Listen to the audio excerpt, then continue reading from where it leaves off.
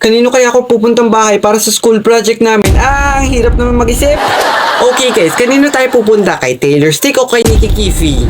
Naku, naalala ko nung pumunta tayo kay Taylor Stick, ang daming aso, hinabol pa nga tayo eh. Mas maganda kay Taylor Stick no kaysa kay Nikki Kifi na maraming ipis at taga nakakadiri. Ew, it's traumatizing. Traumatizing. Nakakalungkot naman kung hindi natin sila pupunta ang dalawa. Sayang yung merienda. Huwag na lang kaya tayo pumunta. Nakakainis naman silang kasama. Tayo lang pinapagawa nila. Nakakaya naman kung di tayo pupunta. At isa pa, gutom na ako. Nakakatakot kung di tayo pupunta. Bakit hindi tayo isali sa grupo nila? Nakakaboring. Bakit pa tayo aalis? Kaya naman natin yung mag-isa.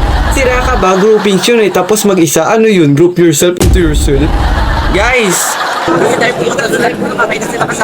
Guys, may sasabihin ako. Anxiety, huwag kang maingay. Ano, lahat kaya kayo dyan nagsasalita. Tapos pag ako nagsalita, maingay na ako. Kayo maingay, tapos hindi nyo ako pinapakinggan, dinidate nyo ako. Ako yung may karapatan magsalita, hindi nyo ba ako pagsasalita, hindi nyo ba alam na napakahirap magsalita dito. Tapos napakahirap magsalita, mag-imagine naman naman sasabihin nyo, maingay lang ako.